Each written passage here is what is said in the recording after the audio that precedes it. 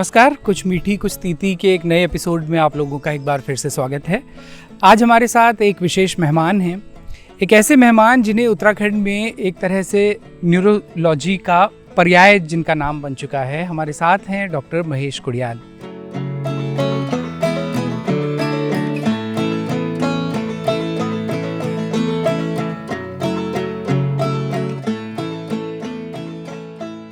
Doctor Kudiyal, आपका बहुत बहुत स्वागत है बारामासा। नमस्कार, थैंक यू, बहुत बहुत धन्यवाद बारामासा की टीम का कि आपने मुझे बुलाया है। सर, हमारा ये जो सेगमेंट है, इस सेगमेंट का नाम है कुछ मीठी कुछ तीती, और जो पर्सनालिटी होती है उनके जीवन से जुड़ी कुछ मीठी बातें, कुछ तीती यादें, इस पर हम लोग आज चर्चा करेंगे।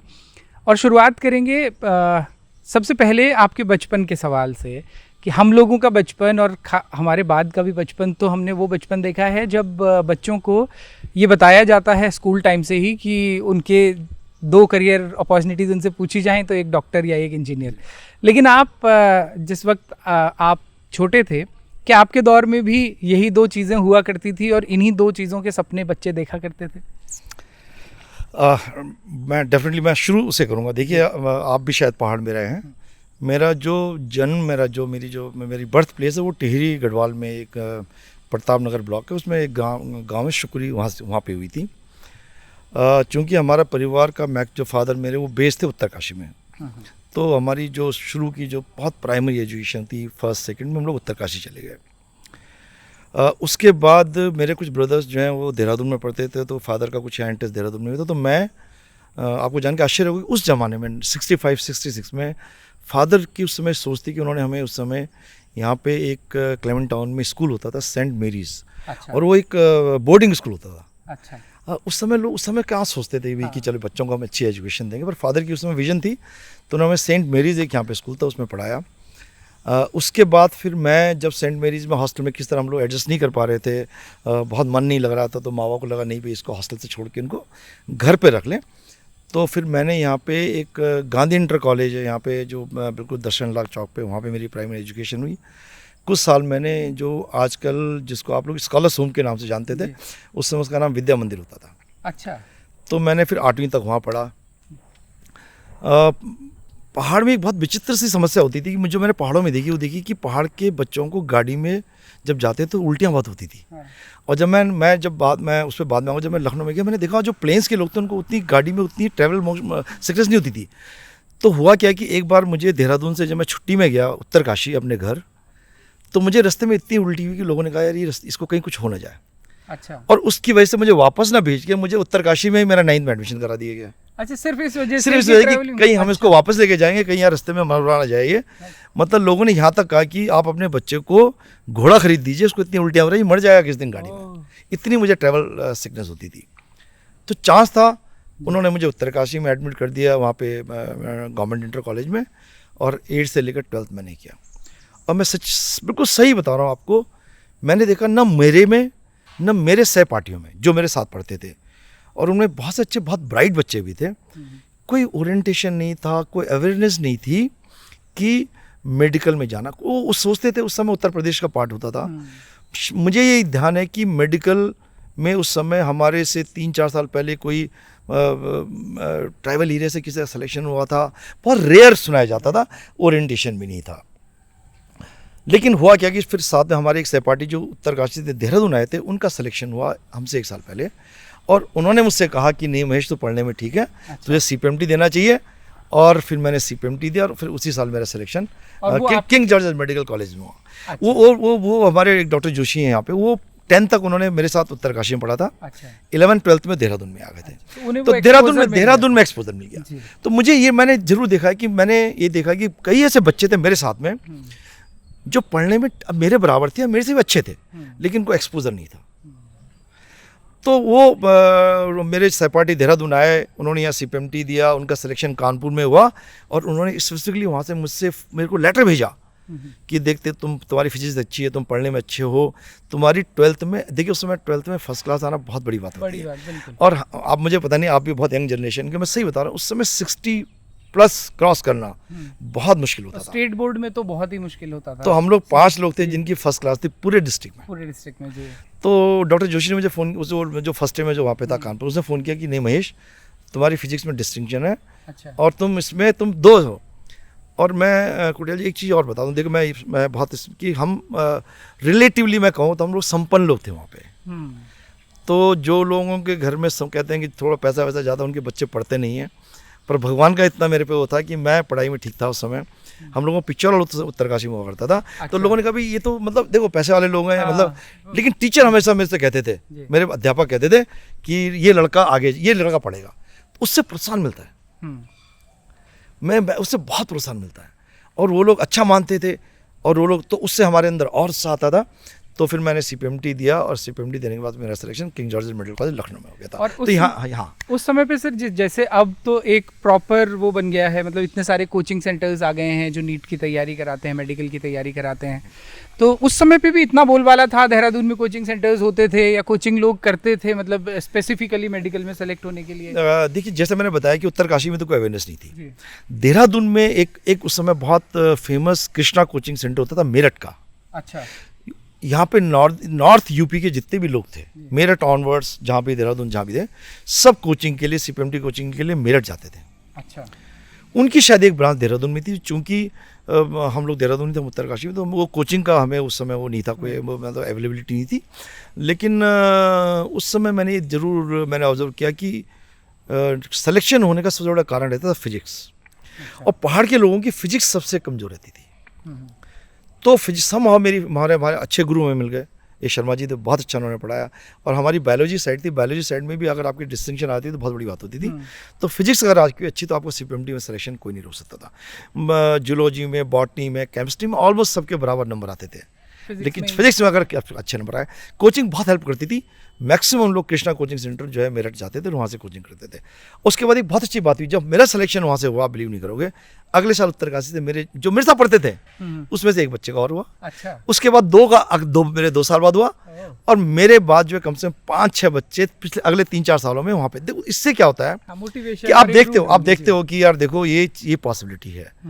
तो लोगों के अंदर टैलेंट था, पढ़ने में अच्छे थे लोग, लेकिन एक्सपोजर नहीं था, अपॉर्चुनिटी नहीं थी। और हमारे एक टीचर हुआ करते थे फिजिक्स, उसके बायोलॉजी के, दरमोड़ा जी, मैं अभी अच्छी तरह नाम याद है, बहुत अच्छे टीचर थे। तो जब मेरा सिलेक्शन हुआ तो उसने मुझे बताया कि महेश, मेरा 73 में मेरा भी सिलेक्शन हुआ था CPMT में। अच्छा। लेकिन 73 में कोई वहाँ पे चमोली में बाढ़ आ गई थी बहुत बड़ी। तो मेरे पास टेलीग्राम 3 महीने बाद पहुँचा। अरे। फिर मैं जा नहीं पाया और फिर टीचर को मिस कर गया। तो ये चीज़ें थी उस समय, बेचारों को उस समय अपॉर्चुनिटीज़ नहीं थी, साधन नहीं थे, संसाधन नहीं थे। तो दैट वे हम लकी थे। लेकिन मैंने इतना जरूर देखा है कि अगर एक आपको रास्ता कहीं दिख जाए तो मेरे से पहले डॉक्टर KP जोशी का सिलेक्शन होता है, उसके बाद मेरा होता है, उसके बाद तो उत्तरकाशी से झड़ी लग गई लोगों की CPMT देने के लिए। मैं समझता हूँ अब मेरे अगले 5-7 साल में 10-12 डॉक्टर मैं वहाँ गिरा सकता हूँ। और एक अच्छी बात है कि डॉक्टर बनने से आप एक समाज की तो सेवा होती है, परिवार का भी एक बहुत चीज़ें सुधर जाती हैं। परिवार में जो बच्चे होते हैं वो आपको देख के कोशिश करते हैं आगे आने के लिए। तो एक डेफिनेटली हमसे पहले वहाँ पे मैं समझता हूँ कि कई लोग थे जिनको मैं देखता था, मेरे सीनियर्स थे, पढ़ने में अच्छे थे, लेकिन शायद उन्होंने CPMT कभी दिया भी नहीं होगा। तो अपॉर्चुनिटी थी शायद उस समय पहाड़ों में। ये कौन से साल की बात है सर जब आपका सिलेक्शन हुआ था? मैंने 1980 में मैंने मेरा सिलेक्शन हुआ था। हाँ। और उसके MBBS तब भी 5 ही साल का हुआ करता था उस समय? 5 साल। अच्छा। तब भी 5 साल का MBBS होता था। और मैं समझता हूँ कि हम लोगों के टाइम पे जो व्यवस्था थी, मैं तो कहता हूँ बहुत अच्छी थी उस समय। अच्छा। मैं मेडिकल की जो आज हमारी कंट्री की जो कंडीशन, उस पर आऊँगा जी। बिल्कुल। मैंने हर IAS से जो मैटर करता है, मिनिस्टर से इस बात पे कहा है कि हमारी कंट्री में जो मेडिकल की आज हालत हो रही है बहुत ख़राब हो रही है। जो डॉक्टर बदनाम हो रहे हैं वो सिस्टम की वजह से बदनाम हो रहे हैं। उसमें क्या किया जा सकता है उसके बारे में मैं, आप चाहोगे तो मैं एक दूसरे वाले पार्ट में आऊँगा। हाँ, कि कैसे हम करें। 5 साल का MBBS होता था और 80% लोग, चूंकि उस समय जो आगे का सिलेक्शन होता था वो मेरिट पे होता था। अच्छा। आपके MBBS के मार्क्स कितने, उसके हिसाब से आपको PG मिलती थी। तो 50% लोग अपना ये तो गवर्नमेंट सर्विस में आ जाते थे MBBS करने के तुरंत बाद ही, या सेंट्रल सर्विसेज में, रेल में चले गए, आर्मी में चले गए हैं, डिफेंस में चले गए, डिफरेंट उसमें। और जो लोग मेरिट में रहते थे वो आगे पढ़ते थे। और उस समय आगे पढ़ने का मतलब होता था मैक्सिमम आपको पोस्ट ग्रेजुएशन आपने करना है। जैसे आपने देखो MBBS के बाद जो हम पोस्ट ग्रेजुएशन करते हैं, जैसे जनरल सर्जरी है, जनरल मेडिसिन है, रेडियोलॉजी है, पैथोलॉजी है, गायनी है, आई है, ENT है, ऑर्थोपेडिक्स है, they are MS general surgery, जो कि MBBS के 4.5 साल के कोर्स, 1 साल की इंटर्नशिप, तो 5.5 साल हो गया। उसके बाद 3 साल का पोस्ट ग्रेजुएशन, तो 20% लोग पोस्ट ग्रेजुएशन करते थे। एंड उसके बाद फिर आप अपना तो जॉब में, मैक्सिमम उसमें गवर्नमेंट जॉब होते थे, प्राइवेट हॉस्पिटल होते नहीं थे, तो इसीलिए उस समय गवर्नमेंट हॉस्पिटल की स्थिति ज़्यादा अच्छी थी। बहुत दुखद है, मतलब मैं बता रहा हूँ आपको कि जब मैं उत्तरकाशी पढ़ता था, इतनी ज़्यादा प्राइवेट वो नहीं था, इतना बोलबाला नहीं था। पर इसमें कमी कहाँ सर, कमी तो सरकार की है ना। देखिए सरकार अगर सरकार उन डॉक्टर्स की के लिए अपनी अपॉर्चुनिटी गवर्नमेंट हॉस्पिटल में रखती, तो मेरी समझ से गवर्नमेंट हॉस्पिटल की स्थिति बहुत अच्छी होती। हो क्या रहा है कि अब प्राइवेट में डॉक्टर्स आ रहे हैं, अब जब वो आ रहे हैं तो अपना पैसा लगा रहे हैं, तो मरीज से पैसा ले रहे हैं, तो उससे बदनामी बहुत हो रही है। तो उसमें थोड़ा मेरा एक अपना डिफरेंट पॉइंट ऑफ व्यू है कि हाँ, health services should be a government purgative. बिल्कुल इसमें कोई कंफ्यूजन नहीं है। हाँ। यूके ने करा है, अब हम अमेरिकन सिस्टम क्यों अपना रहे हैं? दोनों ही चीज, एजुकेशन और हेल्थ, जो बेसिक चीजें हैं, शुड बी गवर्नमेंट। और अगर जब डॉक्टर जो पढ़े, अगर उसको देखिए, पहले भी डॉक्टर थे ना, गवर्नमेंट जाते थे, नहीं जाते थे, और इज्जत भी होती थी बहुत। अब ये सोचिए, जब आपने अपने पेरेंट्स से पूछिएगा, जो गवर्नमेंट जो डिस्ट्रिक्ट हॉस्पिटल में जो फिजिशियन होता है, कितना रिस्पेक्ट थी उसकी, और काम भी करता था। आज क्या हो गया कि वो गवर्नमेंट में उसको लगा कि मेरा ट्रांसफर हो जाए, मेरे को सामान मिलेगा नहीं मिलेगा, प्राइवेट में आपकी पे भी ज़्यादा है, वर्किंग कंडीशंस बहुत अच्छी हैं, तो आदमी चाहता नहीं है। तो वो आई थिंक सरकार का एक पहलू है जिसपे हम डिस्कस कर सकते हैं। और मैंने कई पॉलिसी मेकर से बताया कि हम बहुत ईजिली अपनी हेल्थ सर्विसेज सुधार सकते हैं, बहुत ईजिली। इसमें सिर्फ पॉलिसी बनानी है, प्रोटोकॉल्स बनाने हैं, और थोड़ा नेशनल लेवल में मैंने कहा था कि हमारे जो MBBS डॉक्टर हैं, कृपया उनको इम्पोर्टेंस दीजिए। हमारी सरकार ने ऐसा MBBS लोगों को कर दी कि समाज समझता है कि ये तो कुछ है ही नहीं। और धीरे धीरे वो सर, वो थॉट बड़ा दुखद है कि जैसे हम पहले हम देखते थे ना कि उन फोर्सेस के, जैसे स्पेशली जो पुलिस फोर्सेस हैं, उनके ऑफिसर्स हैं, उनसे जनता की एक दूरी है, या उनको ये लगता है कि मतलब ये शायद हमारे लिए नहीं है, हमारे ऊपर एक बॉस की तरह से बैठे हैं, एम्पैथाइज नहीं करते हैं वो भी।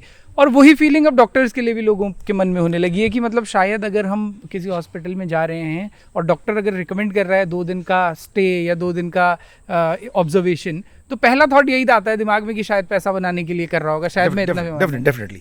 और मैं तो कहता हूँ कि अगर 80%, तो मैं मानता हूँ 80% हेल्थ सर्विसेज गवर्नमेंट को प्रोवाइड करनी चाहिए, क्योंकि लोग अपने जो बेटी की शादी के लिए पैसा बचा लेंगे, मकान बनाने के लिए पैसा बचा लेंगे, लेकिन बीमारी के लिए कोई नहीं बचाता है। और एक बार अगर बीमार पड़ के अगर प्राइवेट हॉस्पिटल में वो एडमिट होता है और कोई ऐसी बीमारी है और उसके इतने पैसे लग जाते हैं कि 5 साल पीछे चला आता है। बिल्कुल। इस पर सर विस्तार से बात करेंगे, लेकिन अभी पहले उस जर्नी में आगे बढ़ते हैं। आप KGMC कॉलेज का नाम होता था, किंग जॉर्ज मेडिकल कॉलेज। अच्छा, तो अब आप जब KGMC पहुंचे और जैसा आपने बताया कि मास्टर्स में, तो तुरंत आपका जो पीयर ग्रुप था उसके साथ में जब आप मेरिट में आने लगे थे, तो आपको ये लगने लगा था कि मुझे अभी मास्टर्स करना है, या कुछ सेकंड थॉट्स भी थे कि गवर्नमेंट जॉब में चला जाऊं या कहीं बाहर चला जाऊं या कुछ और करूं या प्रैक्टिस शुरू कर दूं? वो क्या था? नहीं, डेफिनेटली। देखिए, मैंने देखा जो MBBS करने के बाद थे, अगर आप मेरिट में, तो डेफिनेटली आप मास्टर जाते ही हैं भाई, देखो, बिकॉज बहुत मुश्किल से मिलता था वो। लेकिन मैं एग्जांपल देता हूँ, शायद 10% ऐसे भी लोग थे जो कि मेरिट में थे, because of their financial condition. घर में बहन की शादी करनी है, माँ बाप बूढ़े हैं, अच्छा, देखिए, एंड फाइनेंशियल कंस्ट्रेंट, तो उन्होंने कहा नहीं भाई, हम गवर्नमेंट जॉब में। और सर, ये कितना महंगा होता था उस समय पे MBBS और मास्टर्स? कितना आपको याद है? आपकी फीस? बिल्कुल, फी याद है। कितनी थी? हमारे पूरे साल की फीस 325 रुपए थी MBBS में। 325 रुपए, जिसमें हॉस्टल भी था, हॉस्टल इंक्लूडिंग हॉस्टल, गवर्नमेंट में। और ये 80s का दौर है, तो मतलब 325 बड़ा अमाउंट था, लेकिन ऐसा कोई बड़ा भी नहीं था। 325 सर पूरे साल की थी, और मुझे लगता नहीं था कि जो लोग देते नहीं उनसे वो मांगते भी थे। अच्छा, हमें तो खुद ध्यान नहीं है कि हम कब फीस भरते थे अपनी। 325 रुपए पूरे साल की फीस होती थी, जिसमें हॉस्टल इंक्लूडेड था। खाना मेस हम लोग अपनी होती थी, जो कोऑपरेटिव मेस होती थी, उसमें भी 125 से 150 रुपए का उसमें पर मंथ का खर्चा आता था। अच्छा, पढ़ाई का स्टैंडर्ड बहुत अच्छा था, मैं खुद फील कर सकता हूँ। देखिए, अगर मैं आज कुछ चीज़ कर रहा हूँ, अगर आपने देखा कुछ मेरे अंदर फ्रस्ट्रेशन अगर आ रही है बिकॉज ऑफ हेल्थ सर्विसेज को लेके या हमारी पॉलिसी को लेके, मेरे को उस समय का दुखद, बिल्कुल, उस समय मेरे बहुत सुखद मेरे का अनुभव है कि मैंने कितनी अच्छी पढ़ाई करी है। मतलब हम लोग एक तरह से डिक्लाइन में गए हैं, बहुत डिक्लाइन कर रहे हैं, क्योंकि मेडिकल एजुकेशन डिक्लाइन। अब डिक्लाइन होने का कारण मैं बताऊँ, डिक्लाइन कारण मैं ही नहीं कर रहा हूँ। हमें डेफिनेटली अपने देश में बहुत डॉक्टर्स चाहिए, मैं मानता हूँ, लेकिन क्वालिटी नहीं दे पा रहे हैं हम लोग। हमने प्राइवेट कॉलेजेस को खूब दे दी, मान्यता कर रहे हैं, लेकिन क्वालिटी हम नहीं दे पा रहे हैं। आज से 30 साल पहले का एमबीबीएस किया हुआ डॉक्टर जब पीएमएस ज्वाइन करता था तो 5 साल बाद गॉलब्लैडर का ऑपरेशन भी करता था, वो अपेंडिक्स का ऑपरेशन करता था, डिलीवरीज कराता था, सांस के, हार्ट अटैक के सब इलाज करता था। जब मैं एमबीबीएस करके आया तो मैं अपने को कंप्लीट डॉक्टर समझता था। मेरे को इतना कॉन्फिडेंस था भरा हुआ कि मैं अगर कहीं भी जाऊँगा तो मैं किसी भी चीज़ का इलाज कर सकता हूँ। अब उन्होंने एमबीबीएस डॉक्टर को इतना छोटा कर दिया कि वो बेचारा शर्म के मारे पहले तो मरीज के पास जाता नहीं है कि अगर मरीज को मालूम पड़ गया कि मैं एमबीबीएस डॉक्टर हूँ। ये बहुत गलत पॉलिसी गवर्नमेंट की। यूके आपने देखा, यूके की जो हेल्थ सर्विसेज हैं उसमें फैमिली फिजिशियन का कॉन्सेप्ट है। 70% हेल्थ सर्विसेज जो है वो चलाते हैं फैमिली फिजिशियन। हमारे देश में क्यों नहीं होता वैसा है? आप ये देखिए, आपने किसी बीटेक को सुना है कि एमटेक करते हुए? सुना है? नहीं सुना, बहुत कम, रेयर है। किसी एलएलबी वाले को सुना है कि एलएलएम कर रहे हैं? रेयर। एक एमबीबीएस डॉक्टर को आपने इतना छोटा कर दिया है कि वो बेचारा जब तक पीजी नहीं करता, जब तक सुपर स्पेशलाइजेशन करता, उसकी इज्जत ही नहीं है।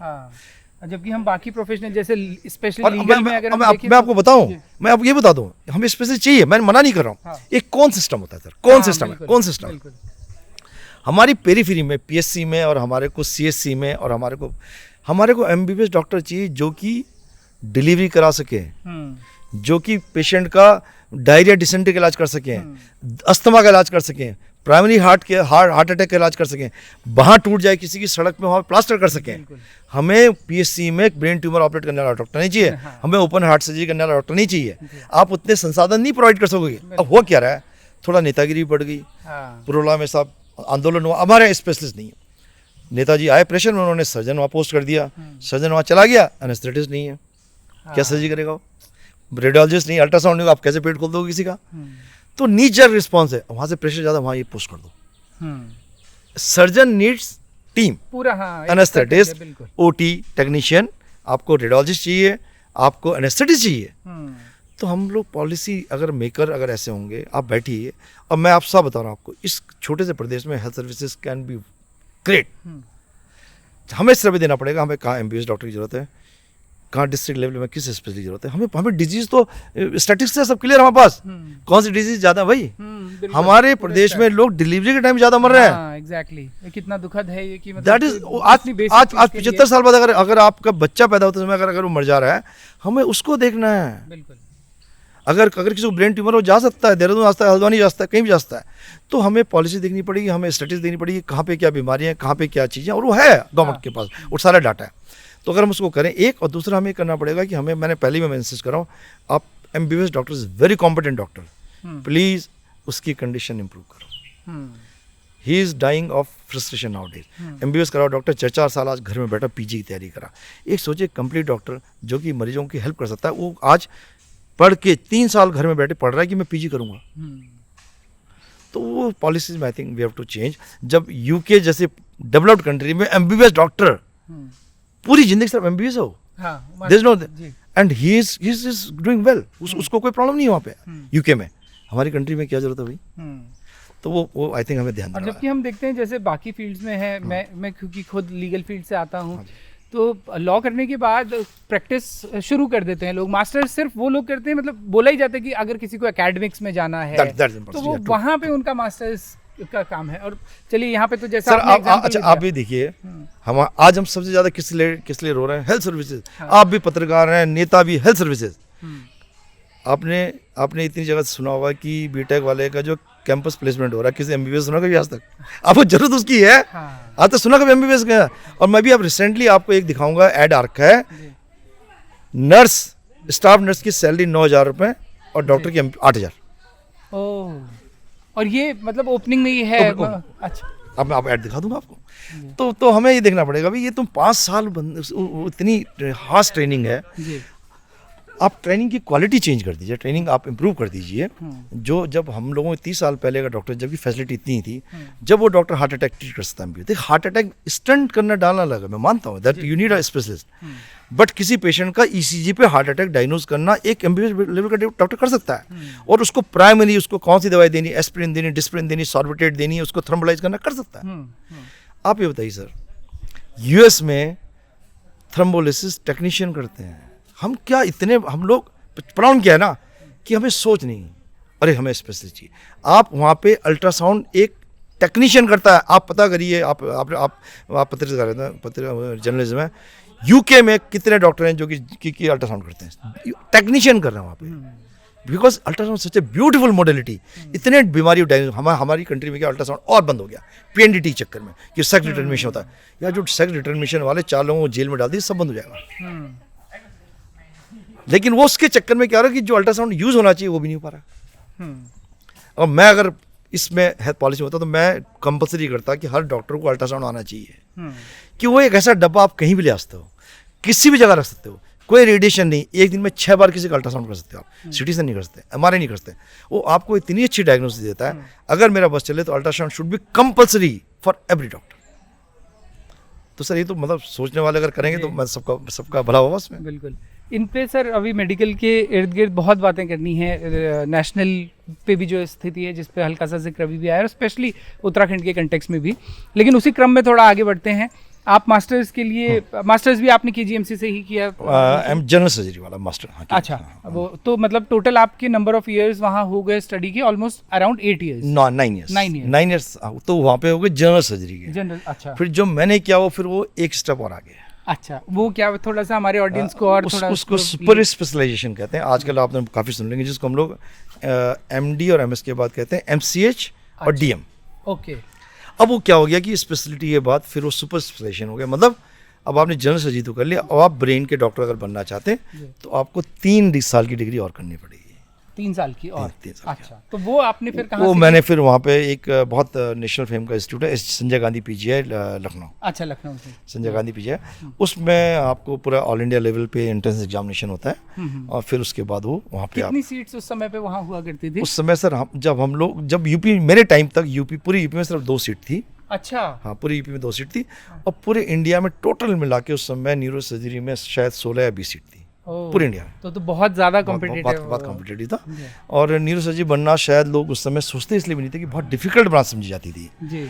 आपको सेटअप लगाने के लिए बहुत पैसे की जरूरत पड़ती थी, आपको CT स्कैन लगाना पड़ता था, इंस्ट्रूमेंट बहुत महंगे थे, और यूजुअली ये था कि मरीज बहुत सिक होते थे, बहुत मतलब अधिकतर हेड इंजरी, मर गए, ट्यूमर हो गया, ब्रेन हेमरेज हो गया, तो वो उस पॉइंट ऑफ व्यू से लोग न्यूरो सर्जरी से डरते बहुत थे उस समय। अच्छा। हमारे यहाँ सबसे डिफिकल्ट लोग कहते थे अगर स्पेशलाइजेशन कोई है तो न्यूरो सर्जरी, ब्रेन खोलना है आपको। और ये बात आपके मतलब मेडिकल सर्कल में इंटरनली भी चलती थी या आम लोग? इंटरनली लोगों को पता था कि न्यूरो सर्जरी बहुत डिफिकल्ट है, रात में आप सो नहीं पाओगे, मरीज अभी ठीक और 1 मिनट में मर जाए पता नहीं चलता, तो आप अपने टोज पे रहते हो हमेशा। बहुत डिमांडिंग ब्रांच कहा जाते थे न्यूरो सर्जरी, बहुत डिमांडिंग कहते थे। वही जाता था जिसको पता है कि मैं इसको कर पाऊंगा। कई लोग आधा कोर्स छोड़ के आ जाते थे, और हमारे वर्ल्ड ओवर जो पूरे संसार में ये कहावत है कि सबसे ज़्यादा डाइवोर्स रेट जो है वो न्यूरो सर्जन के होते हैं, क्योंकि वो रात भर अस्पतालों में हैं, अब और टाइम पे भागना पड़ रहा है। तो न्यूरो सर्जरी का कॉन्सेप्ट वो एक्चुअली क्या होता है, बहुत सारी चीज़ें काम करती है साथ में, लक भी काम करता है, कुछ ऊपर वाला वो दिखाता है। तो न्यूरो सर्जरी मैंने तो जनरल सर्जन तक मेरी इच्छा थी कि मैं बनूंगा जनरल सर्जरी में। चांस की बात है कि मैं फिर उसमें मेरे साथ एक घटना हुई थी, वो थोड़ा लंबी घटना है। अच्छा। बट नहीं, आप बताइए उसके बाद। मैं लोगों से भी कहना चाहूँगा कि कभी भी अगर आपका बुरा टाइम आए ना, तो ये मत सोचिए कि बुरा, समझ लीजिए कि भगवान ने आपके लिए कुछ और लिखा हुआ है। मैं आपको बहुत इंटरेस्टिंग कहानी बताता हूँ। जब MS जनरल सर्जरी मैंने कंप्लीट की, तब मेरी MS फाइनल ईयर में मेरी शादी हो चुकी थी। अच्छा। तो हम लोगों ने जनरल सर्जरी के बाद मैंने कहा कि मैं MS कर लूँगा, मैं सीधा देहरादून आऊँगा, मैं कुछ नहीं करूँगा। अच्छा, आपको क्लियर था देहरादून लौटना? सर न्यूरो सर्जरी उस समय हमारे दिमाग में थी क्योंकि बहुत रेयर होती थी। अच्छा। बहुत मेरिटोरियस लड़के थे, उनको मिलती थी, तो हमें लग नहीं रहा था कि हम उसके लिए ट्राई भी करना चाहिए। हाँ। तो जब जनरल सर्जरी मैंने करके की, तो चांस की बात है कि जब मैं लखनऊ से देहरादून आ रहा था, मेरे डिब्बे में चोरी हो गए, मैं सारी मेरे कपड़े, कागजात, डिग्रीज सब चले गए। मेरी वाइफ थी, मेरे ब्रदर साथ में थे, उस डब्बे में ऐसी डकैती हुई, हमें पता नहीं चला, 6 हमारे सूटकेस गायब हो गए। तो जब देहरादून पहुंचा, हमारे पहनने के कपड़े थे और कुछ नहीं था। मेरे सारे हाई स्कूल से लेकर और पूरे डिग्री तक के सारे सर्टिफिकेट्स, मेरी मार्कशीट सब का चोरी हो गई। तो फिर मैं यहाँ देहरादून आया, फिर देहरादून आके फिर जब मैं वापस जब मैं लखनऊ सर्टिफिकेट बनाने गया, फिर मुझे इलाहाबाद जाना, यूपी बोर्ड इलाहाबाद होता था उस समय, तो जब मैं इलाहाबाद दोबारा गया, फिर मैं सर्टिफिकेट बनाए, तो वो एक ऐसा टाइम था सितंबर से लेकर अक्टूबर तक कि लोगों ने कहा कि भाई तुम जब अभी 1-2 महीने तुम्हारे सर्टिफिकेट बनने में आ लगे, तुम न्यूरो सर्जरी की एक वो होता है, एक सीनियर एजेंसी होती है, वो कर लो, तुम्हें तनख्वाह मिलती रहेगी, 4000 में तनख्वाह मिलती थी सर। तो मैंने 1 महीने के लिए KGMC में ज्वाइन किया as a non resident, non PG। तो एक था कि आप उसमें, और उस समय फिर एक इंटरेस्ट लग गया न्यूज सर्जरी का। देखिए वो चोरी अगर मेरी ना होती तो मैं शायद वापस जाता। तो मैं लोगों को कई बार कहता हूँ, उस समय मुझे लगा यार हमारा कुछ, मेरी वाइफ के सारे गहने वहने सब चीज़ एवरीथिंग। तो मैंने कहा यार देखो, अगर मेरे को चोरी ना होती मैं वापस जाता। एक महीने में KGMC में न्यूरो सर्जरी का काम होते हुए नहीं देखता। उसी समय PGI का निकला एंट्रेंस जनवरी का। अच्छा। तो मैंने फॉर्म भर दिया, फिर 2 महीने तैयारी कर ली, तो उसमें कंपटीशन में हो गया। तो फिर आई वाज, मतलब मेरे लिए वो एक अलग चीज़ थी कि मेरा सिलेक्शन न्यूरो सर्जरी में हो गया। तो उस समय जब मेरा सिलेक्शन हुआ तो उस समय सोच लीजिए कि आप उत्तराखंड में, ये नहीं कहता हूँ उत्तराखंड में बेचारे बहुत सारे डॉक्टर्स बने हैं, पर न्यूरो सर्जरी उत्तराखंड में, कुमायूं उत्तराखंड मिला के मैं पहला था जिसने न्यूरो सर्जरी में एडमिशन लिया था। पहले न्यूरो सर्जन थे जी। और जब मैं करके भी आया उस समय पूरे इंडिया में 400 लोग थे, पूरे इंडिया में 400 सिर्फ न्यूरो सर्जन थे। 400 या 350 400 थे, जिसमें से कि मैक्सिमम बॉम्बे, कलकत्ता, चेन्नई, हैदराबाद, दिल्ली। आप सोचिए कि मेरठ से लेकर, मतलब मेट्रोपॉलिटन के थे, पहाड़ में तो कोई सोच भी नहीं। मतलब मेरठ में एक 2 न्यूरो सर्जन हुआ करते थे, मेरठ से लेकर शिमला तक मैं इकलौता था। अच्छा। कोई न्यूरो सर्जन। अच्छा। बट मैं कहता हूँ भगवान ने अच्छा किया। और अभी जो हमारी बातचीत हुई सर, इसमें 2 बड़ी इंटरेस्टिंग चीज़ें निकल के आई। एक तो आपने ये जिक्र किया कि पर्सनल लाइफ कितना इफेक्ट होती है, स्पेशली न्यूरो सर्जरी वाले उसमें। तो उसमें मैं आपसे ज़रूर पूछना चाहूँगा कि वो कैसे आपने टैकल किया, आपके पार्टनर ने कितना सपोर्ट किया। ऐसा समय भी आया होगा जब मुश्किल हुई होगी न्यूरो सर्जरी जैसे डिपार्टमेंट में लगातार पेशेंट्स को या हॉस्पिटल को या अपने काम को इतना समय देना। देखिए होता क्या है कि मैं राहुल एक चीज़ जरूर बताऊँगा कि एक्चुअली क्या होता है कि मतलब मैं ये नहीं कह रहा हूँ कि और लोग ऐसे नहीं होते, जो हम लोग पहाड़ से लोग आए होते हैं ना, कि हम लोग हर स्टेप पे भगवान का धन्यवाद करते हैं। कि जो मैं एक गवर्नमेंट इंटर कॉलेज उत्तरकाशी का पढ़ा हुआ लड़का, पहले तो KGMC में निकल गया हूँ, उसके बाद सर्जन बना, उसका न्यूरो सर्जन बना, तो मैंने कठिनाई नहीं समझी। मुझे लगा कि यार ये तो मुझे अपॉर्चुनिटी, मतलब भगवान ने इतनी बड़ी चीज़ मुझे दी है। तो न मेरे परिवार ने, क्योंकि हम लोग उस इतनी खुशी में रहते थे कि मैं पहले न्यूरो सर्जन बनने का मुझे मौका मिला है। बहुत कठिनाई दिखी होंगी मैंने, पर मैं उसको, मुझे बुरी यादें नहीं है किसी की। मैं ऑपरेशन करने के बाद मरीज के साथ सोया भी हूँ रात में, या दिशा हॉस्पिटल, जहाँ पे आज आप ये पैसिफिक होटल देख रहे हैं, आज पैसिफिक मॉल देख रहे हैं, वहाँ पे पहले एक दिशा हॉस्पिटल होता था, एक अमेरिकन डॉक्टर था, उसने बनाया था। तो मैं वहाँ ऑपरेट करता था 94-95 में। तो जब ऑपरेट करता था तो मैं वहीं रात में सोता था, क्योंकि मुझे पता रात में अगर इसको कुछ हो गया तो मैं घर से नहीं आ पाऊँगा। तो रात में वहीं सोता था। तो डिफ़िकल्टीज थी, बट डेफिनेटली वो एक खुशी भी थी, और एक परिवार को एक खुश था कि हमारे परिवार का सदस्य एक ऐसा काम कर रहा है। लोगों का अप्रिशिएशन था। 94 में यहाँ पे उत्तराखंड आंदोलन शुरू हुआ। देखिए हमारे आते जैसे मैं जुलाई में आया, उस समय बहुत पीक पे था। इस समय तक आप अपना मास्टर्स पूरा कंप्लीट कर देहरादून में स्टडीज कर, अच्छा मैं शिफ्ट कर गया था जुलाई 94 में। और वही आंदोलन का चरम था। तो उस समय मेरा उत्तराखंड आंदोलनकारियों से बड़ा उस समय इंटरेक्शन रहा। इसलिए रहा क्योंकि उस समय जब गोलियां चली तो मुझे लोग दूर अस्पताल ले जाते थे कि भाई जरूर इनको चोट लग गई है। तो मैंने उनसे बहुत ज़्यादा एक सिंपैथी तो थी डेफिनेटली। और उस आंदोलन में मेरा वो भी जो भी एज ए मेडिकल पार्ट 2 अक्टूबर में जो भी वहाँ प्रॉब्लम हुई, उसके बाद उनसे काफ़ी एक अच्छा रिश्ता बन गया। और जब भी वो लोग आते थे, ऑब्वियसली हम लोग उनके चार्ज नहीं करते थे। कई लोगों को गोलियां लगी, लट्ठियाँ उनको लगी, हड्डियाँ टूटी, तो उनको सब लोग उस समय 94 में मैंने वो पार्ट ऑफ उत्तराखंड आंदोलन डेफिनेटली उसमें से एक पार्ट मेरा वो था, आपका योगदान वो था उसमें।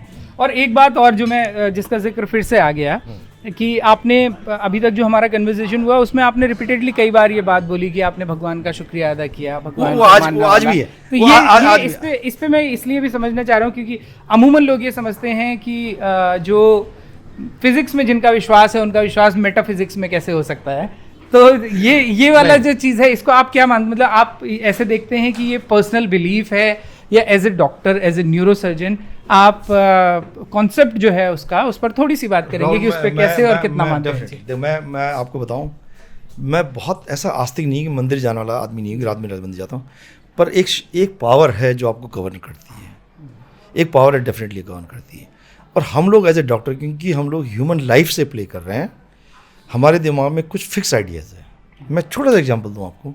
जब भी मैं OT जाता हूँ तो मेरा फिक्स आइडिया है, फिक्स रूट है, मैं उसको चेंज नहीं करता। अच्छा, क्यों ये बिलीफ है।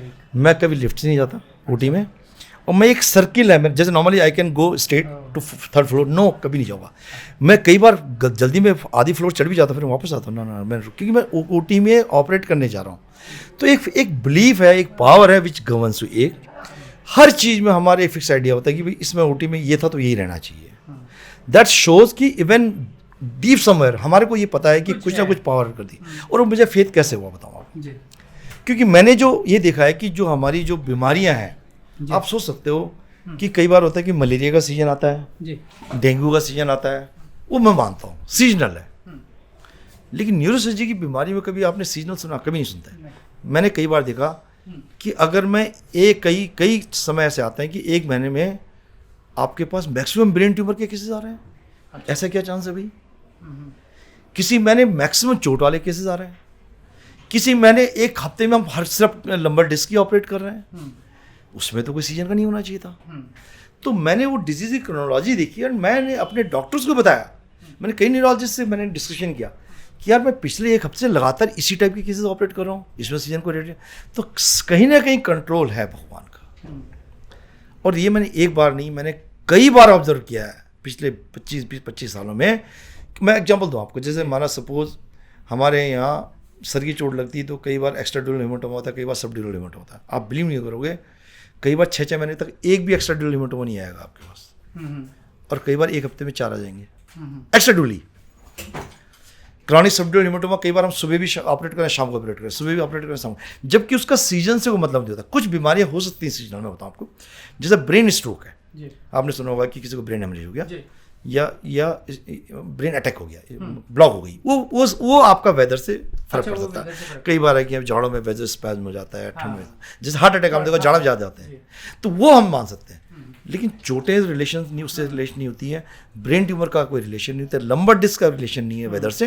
तो ये है कि कहीं ना कोई पावर है जिसने हमारा बिलीफ और स्ट्रॉन्ग किया है कि नहीं, you have to believe something, कि नहीं कुछ है। मैं नहीं समझता, मैं 99% doctors they have a belief. और थोड़ा बहुत सर शायद साइकोलॉजिकल भी ऐसे इफेक्ट करता होगा, जैसे आपने बताया कि आप जब भी ओटी में जाते हैं एक ही रूट आप हमेशा लेते हैं। हम बहुतों को देखते हैं कि जैसे बहुत सारे क्रिकेटर्स हैं, ये सुनने में आता है कि सचिन तेंदुलकर हमेशा राइट लेग का पैड वो पहनते थे और कभी उन्होंने उसे चेंज नहीं किया, कि वो एक बिलीफ। तो इसका मतलब ये कि सचिन तेंदुलकर इतने परफेक्ट होते हुए भी उनको पता था कि नहीं यार, something else is helping me.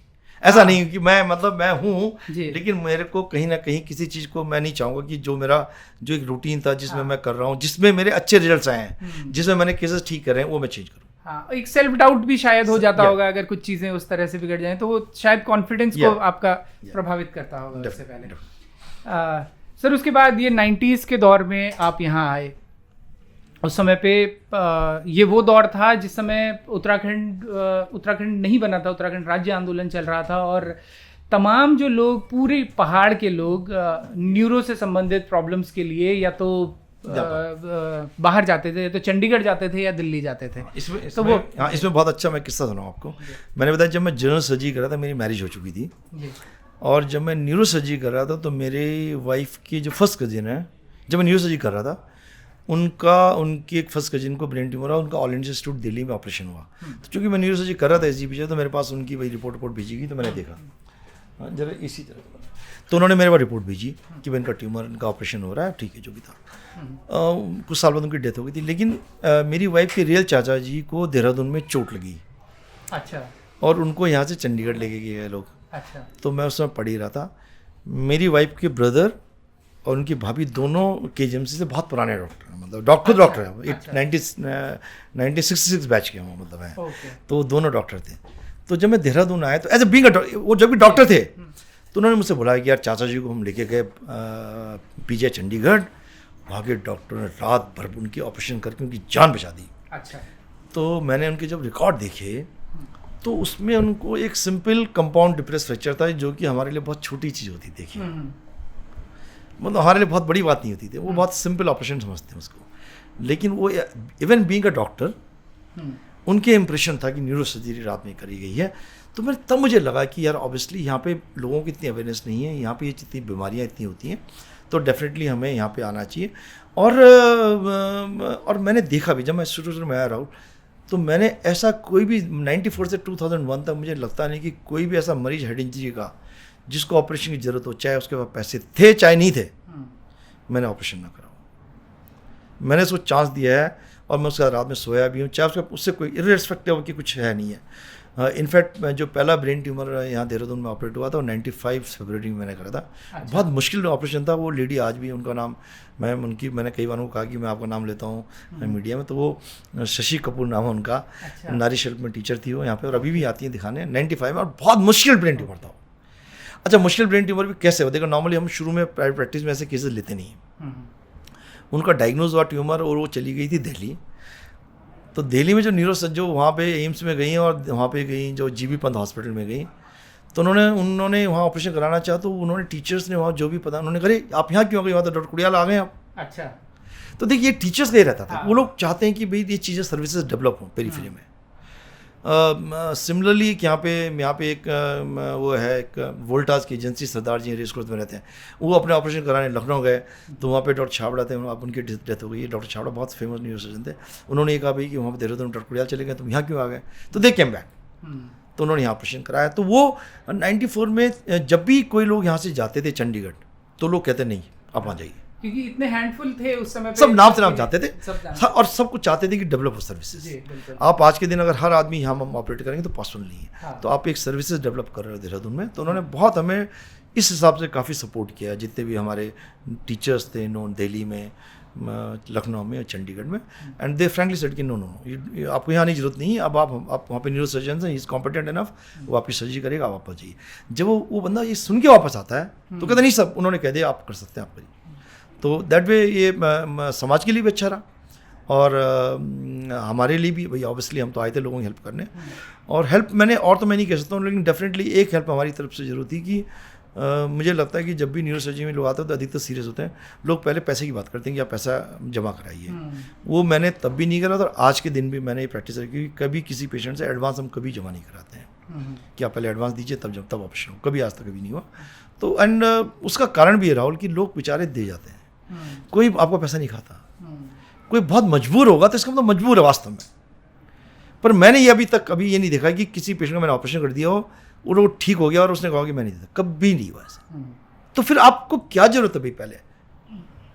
तो मैं वो मेरी अपनी, पर मैं उसको अब चूंकि अब कॉर्पोरेट कल्चर आ चुका है, बहुत सारी चीज़ें हैं, तो मैं इस पैराडाइम शिफ्ट को सर आप कैसे देखते हैं? जैसे इसका हल्का सा जिक्र आपने मतलब हमने इस पे भी किया कि उस ज़माने में मेडिकल स्टडीज़ बहुत अच्छी हुआ करती थी, जैसा आपने बताया फीस बहुत कम थी, बहुत अच्छे से पढ़ाई हुआ करती थी, कंपटीशन बढ़ गया। ये जो पैराडाइम शिफ्ट हुआ है, जो कॉर्पोरेट कल्चर हावी हो गया है, 5 स्टार हॉस्पिटल्स हो गए हैं जहाँ पे रूम के चार्जेस 5 स्टार होटल से ज़्यादा हैं, और कई सारी तो मतलब स्पेशली जो डिटेरिएशन हुआ है गवर्नमेंट सेक्टर के हॉस्पिटल्स का, उसकी वजह से लगभग मतलब बड़ी ही निराशाजनक बात है, लेकिन इसको कहने में कोई गुरेज नहीं है कि अगर कोई बड़ी बीमारी हो गई तो गरीब आदमी के लिए तो इलाज संभव ही नहीं रह गया है। ये जो पैराडाइम धीरे धीरे शिफ्ट हुआ है, देखो राहुल जी, उसका रीज़न यही है कि चूंकि गवर्नमेंट प्रोवाइड नहीं कर पा रही थी सर्विसेज, तो ऑब्वियसली प्राइवेट प्लेयर्स देखें। जो कॉर्पोरेट जो आदमी है वो जब हॉस्पिटल बनाता है तो उसके लिए तो बिजनेस है। He is not come for charity, he is not come for charity. अगर वो कहता है मैंने 100 करोड़ लगाए तो मुझे 100 करोड़ का इन्वेस्टमेंट चाहिए वापस। एंड देन ऑब्वियसली क्या होता है कि जब कॉर्पोरेट हॉस्पिटल में आप काम करते हो तो जो भी वहाँ पे कंसल्टेंट्स होते हैं, दे have a target. Now it is a business, the more of a business. देखिए बिजनेस तो हो ही गया। देखिए जब आप पे कंज्यूमर फोरम आप पे अप्लाई हो रहा है जो कि एक दुकानदार पे हो रहा है, तो गवर्नमेंट ने भी बना दिया आपको बिजनेस। और मैंने भी देखा कि देखिए आज से 30 साल पहले 40 साल पहले अगर किसी को हार्ट अटैक होता था तो गवर्नमेंट हॉस्पिटल का डॉक्टर आता था, घर पे देखता था उसको, एक छोटे सा सूटकेस होता था हाथ में, दवाई देता था, कहता कि मैं सुबह फिर आऊँगा, अगर ठीक होंगे तो आप मुझे फ़ोन कर दीजिएगा। तो और अगर वो प्रैक्टिस में था तो उसको एक 10 बाई 15 का कमरा होता था, एक ECG मशीन होता था, एक BP इंस्ट्रूमेंट होता था। That was the expenditure, that was the investment. तो चलता था, इज्जत भी थी, डॉक्टरों को फेथ भी था। वो एक मरीज दिखा रहा था, साथ में पड़ोसी को देख लेता था, साथ में भाई को देख लेता था उसी फीस में। अब क्या हो गया कि अब टोटल कमर्शलाइजेशन इसलिए हो गया क्योंकि अब इन्वेस्टमेंट आ गया। हॉस्पिटल बनाया मैंने, 50 करोड़ लगे, now day 1 I need return. और ऑब्वियसली गवर्नमेंट ने आप सपोर्ट करा नहीं है, आपने बैंक से लोन लिया, यू आर इनसिक्योर कि भाई कैसे होगा। आपने सिटीजन लगा रखा, MRI लगा रखा। अब सिटीजन अगर आप लगाएंगे और MRI लगाएंगे तो आपको तो इन्वेस्टमेंट निकालनी। तो जहाँ 2 जेन्युइन केस होंगे आप जबरदस्ती भी करेंगे उसको कि भाई हमारा निकल जाए। उसमें मैं नहीं समझता कि इसमें कहीं बात छुपी हुई कुछ। और कुछ लोगों में जैसे समाज में, पूरे समाज में बुराई आ गई है। देखिए मैं सब 10% डॉक्टर्स में भी बुराई आ गई, वो पैसे कमाने की होड़ में लग गए। और सर ये जो बातें हम सुनते हैं कि कई बार ऐसे ऑपरेशंस रिकमेंड कर दिए जाते हैं जिनकी वास्तव में ज़रूरत नहीं है या अवॉइड किया जा सकता था, और कई हॉस्पिटल्स बड़े बड़े बिल्स, मतलब वो देखते हैं कि अगर इम्पैनल्ड है तो तब तो ये हम और भी ज़्यादा देखते हैं कि हॉस्पिटल भी तैयार होता है और पेशेंट भी थोड़ा सा उसको ये लगता है कि चलो मैं सिक्योर हूँ, इम्पैनल्ड हूँ, चला जाएगा। डेफिनेटली ह्यूमन बायस तो डेफिनेटली इसमें है। और मेडिकल एक ऐसी चीज़ है कि जिसमें आपको देयर इज नो मैथमेटिक्स। अगर आप बीमारियाँ कुछ ऐसे नहीं जिसमें कि आपने सपोज किसी लेडी को यूट्रस में फाइब्रॉइड है, तो अगर आप 5 लोगों की ओपिनियन लेंगे तो उसका डिफरेंट मिले आपको। हो सकता है 3 कहेंगे ऑपरेशन करा लीजिए, 2 कहेंगे अभी रुक जाइए। There is no mathematics. कुछ बीमारियाँ जिसमें क्लियर मैथमेटिक्स है कि भाई इसका होना है, देयर इज नो 2 ओपिनियंस, खत्म बात। जहाँ पे प्लस माइनस वाला है वहाँ पे डिपेंड करता है कि आप किस हॉस्पिटल में हैं, किस एथिकल डॉक्टर के पास हैं, क्या उसके मॉरल वो हैं, आपकी कंडीशंस क्या हैं। सो डेफिनेटली आई थिंक वो ह्यूमन बायस तो इसमें आया है और समाज को पे करना पड़ रहा है। आई थिंक क्योंकि समाज को इसलिए पे करना पड़ रहा है क्योंकि हमारी परिस्थिति ऐसी हो गई कि हमारे यहाँ अब एक्सपेक्टेशन ये है कि आप अमेरिकन स्टैंडर्ड से इलाज करें, इलाज तो अमेरिकन स्टैंडर्ड से करें, और आपके चार्जेस बिल्कुल नहीं होने चाहिए, चार्जेस आपके इंडियन क्या बिल्कुल टोटली उसमें होनी चाहिए, जो कि पॉसिबल नहीं है। आई थिंक ये चेंजिंग टाइम मेडिकल के लिए बहुत मुश्किल है, जो अब अगला 8-10 साल है। एक समय में ऐसा होगा जब सब कॉर्पोरेट हो जाएंगे, सब इंश्योर्ड हो जाएंगे, ठीक है, फाइन आई थिंक। बट मेरी अपनी पर्सनल इच्छा थी कि हमें अमेरिकन वे ना जाके हमें यूके वे जाना चाहिए, जिसमें फैमिली फिजिशियन आप गवर्नमेंट मैक्सिमम गवर्नमेंट ले ले और जो फैमिली फिजिशियन आपको एडवाइस करे। हमारे कोई रिस्ट्रिक्शन नहीं है, आज कोई भी आदमी फट से ऑल इंडिया इंस्टीट्यूट पहुंच जाता है, जहाँ की वहाँ पे सब कॉम्प्लिकेट केस होने चाहिए। अब उनके यहाँ भीड़ जनरल लोगों की लगी हुई है। अगर मानो किसी पेट में दर्द है, पहले वो पहले दिखा है पेरीफेरी में ना, वो कहते हैं एम्स से चलते हैं, उससे बर्डन ज़्यादा हो गया, तो कॉम्प्लिकेट केस कर ही नहीं पा रहे लोग। तो सिस्टम थोड़ा रेफरल सिस्टम नहीं है, एक तो ये है।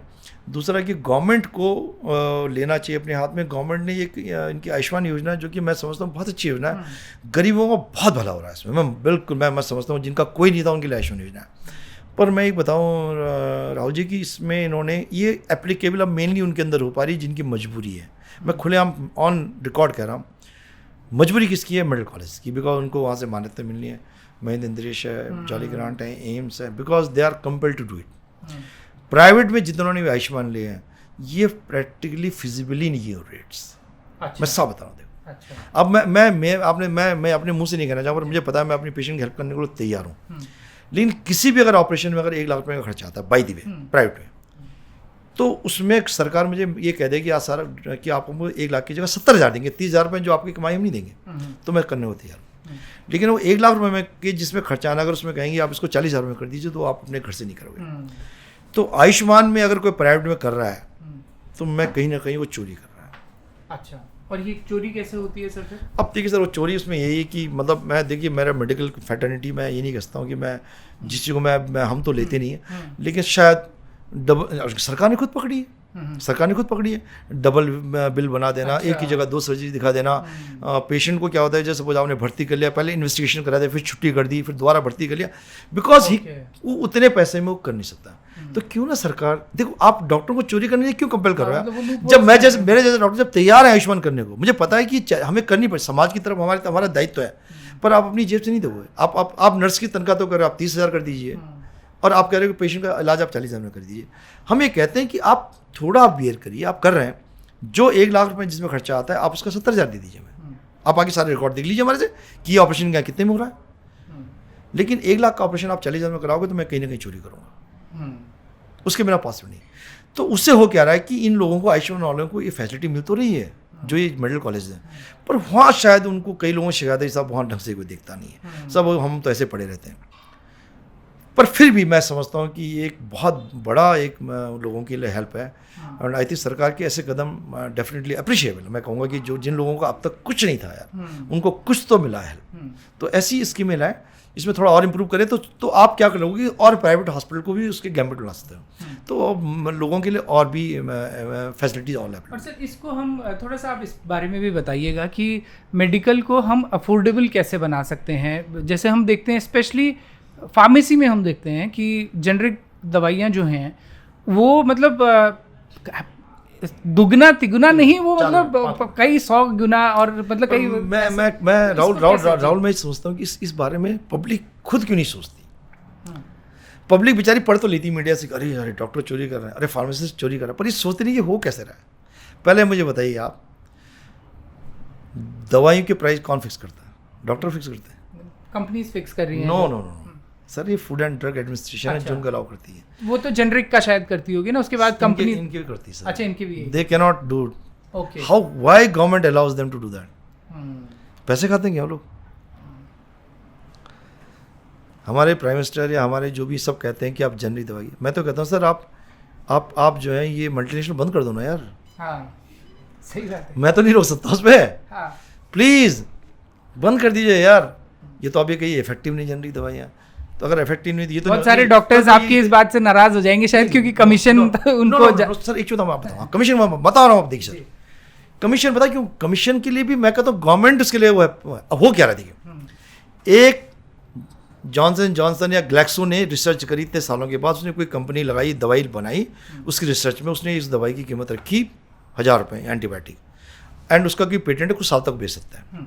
जैसे पेटेंट खत्म हुआ तो वो अब हर कोई बना रहा है उसको। अब जो गैलेक्सो वाला 1000 बेच रहा था, अब यहाँ सेलाकुई में कोई दवाई लगा के उसको वो इंजेक्शन बना रहा है, जो कि बन तो 100 रुपये में रहा है, वो बाजार में बेच रहा है 1000 रुपये की। सुनो, अब उसका जब बिक नहीं रहा 1000 रुपये में, तो उसने क्या करा कि उसने मैं 800 रुपये उसमें कमा रहा हूँ, मैं 200 रुपये डॉक्टर को दे देता हूँ, उनसे लिखवा लेता हूँ 200 रुपये देके, तो अपने प्रॉफिट में से वो शेयर कर रहा है आपको। एक बात सुनिए, पर उसको 1000 रुपये अलाउ किसने करा लिखने को उसको? ये तो गवर्नमेंट है ना भाई। गवर्नमेंट उससे पूछेगी, जब आपकी 100 रुपये आपकी लागत इसमें आ रही है, 50 रुपये आप केमिस्ट को दीजिए, 100 रुपये आप लिए, 250 रुपये से ज़्यादा बेच नहीं सकते इसको। ये क्यों नहीं हो सकता? Why is being allowed to write MRP 1000 rupees, जो कि 100 रुपये में बन रही है? मतलब ये आप उसको बदमाशी करने का मौका क्यों दे रहे हैं? हाँ, मतलब आप बता रहे हैं कि ये पॉलिसी लेवल पे अगर चाहे तो बहुत इजीली इसको सुधारा जा सकता है। सर ये बहुत इजी है। उसके चक्कर में क्या है कि डॉक्टर भी देखो, अब क्या हो गया, उसका बिजनेस है। किसी भी लड़के ने, नया एंटरप्रेन्योर आया, उसने आज एक फार्मा कंपनी खोली, उसने कहा यार मैं पर्टिकुलर एक इंजेक्शन पे मैं कमा रहा हूँ 500, तो मैं क्यों ना डॉक्टर को 100 रुपये दे दूँ उसमें? मैं तो 500 में बिक रहा हूँ। आप अगर नहीं भी किसी को दे रहे तब भी 500 में बिक रहा है उसका, तो डॉक्टर को, तो डॉक्टर भी उस प्रोत्साहन में आके उसको लगना है कुछ ना कुछ दवाई लिखनी है।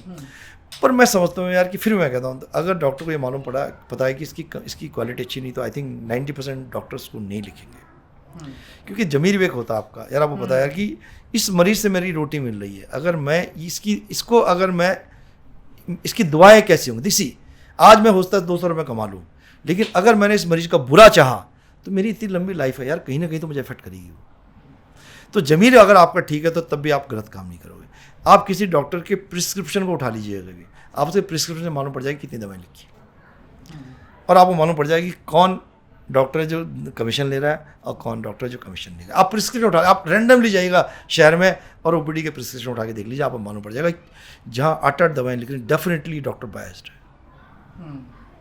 10-10 दवाएं लिखी डेफिनेटली डॉक्टर बायस्ड, जहाँ 3-3 उन्होंने विटामिन लिखी है डॉक्टर बायस्ड। मैं खुद कर रहा हूँ। पर मैं ये भी ईजिली बंद हो सकता है सर, एक बहुत ईजिली बंद हो सकता है कि अगर कोई सेफ्ट्रैक्सोन इंजेक्शन जिसकी लागत अगर सेलाकुई में या हरिद्वार किसी प्लांट में या नोएडा किसी प्लांट में 100 रुपये आती है, he should not be allowed to write MRP more than 300 rupees. Government क्यों उसको अलाउ कर रही है 1000 रुपये लिखने की उस पर? और फिर आप बदमाश बता रहे डॉक्टर भी अब नई प्रैक्टिस है, उसने लगाया, उसने सोचा 200 रुपये मुझे मिल जाएंगे, मैं कर। किस प्रोफेशन में लोग बदमाशी नहीं कर रहे हैं? तो ये मैं कहता हूँ, चूंकि मुझे लगता है ये फार्मा कंपनी शायद सरकार को ज़्यादा दे रही है पैसा डॉक्टरों से ज़्यादा, पर ये आप क्वेश्चन तो उठाइए यार कि दवाइयों की कीमत डॉक्टर फिक्स कर रहे हैं क्या? आप उनको चोरी करने का आप चांस ही क्यों दे रहे हैं? चलो ठीक है, अगर वो फार्मा कंपनी वाला 100 रुपये की दवाई पे 1000 रुपये कमा रहा है, आपको कोई प्रॉब्लम नहीं इसमें, तब प्रॉब्लम नहीं है। वो बीच में कमीशन डॉक्टर को दे रहा है तो उससे सवाल उठ रहे हैं। उसको देखो अननेसेसरी कैसे कमा रहा है वो। हाँ बिल्कुल, अननेसेसरी कैसे कमा रहा है। मैं एक इंजेक्शन लगाता हूँ, हमारे थर्मोलिसिस इंजेक्शन होता है जिसमें कि 50,000 रुपये का इंजेक्शन होता है, हम लगाते हैं उसमें। अच्छा। अगर मेरे यहाँ 2 मरीज रहा तो मेरी फीस बनती है 1500 रुपये 2 दिन की, और फार्मेसी जो दवाई बेच रहा है वो कमाता है उसमें 15,000 रुपये। अच्छा। रिस्क कौन ले रहा है? मैं ले रहा हूँ। पेशेंट मेरे अंडर है, why you are allowing that thing, भाई आप क्यों अलाउ कर इस चीज़ को। तो मैं समझता हूँ ये मैसेज बहुत क्लियर होना चाहिए कि दवाइयों का प्राइस हम नहीं फिक्स करते हैं, एक बात है। लेकिन अगर वो, मैं कहता हूँ सर ऐसे बताओ, केमिस्ट, जो केमिस्ट बैठा हुआ है वो डॉक्टर से ज़्यादा कमाता है। मैं मानता हूँ उसको हक है कमाने का यार, पर लूट करने का नहीं है। आप 100 रुपये की दवाई केमिस्ट को 150 रुपये से ज़्यादा अलाउ करना नहीं चाहिए आपको। 100 रुपये की दवाई 500 रुपये कैसे बेच रहा है भाई? क्योंकि उसमें MRP लिखा 500 रुपये, और MRP without food and drug administration के वो लिख नहीं सकता। उसमें भी दिखाने को वो 10% डिस्काउंट दे देते हैं, तब भी वो कहीं होना है, तभी 400 रुपये। और मैं खुद समझता हूँ कि जो दुख होता है ना मरीजों को, मरीज दवाई पे ज़्यादा लुटता है।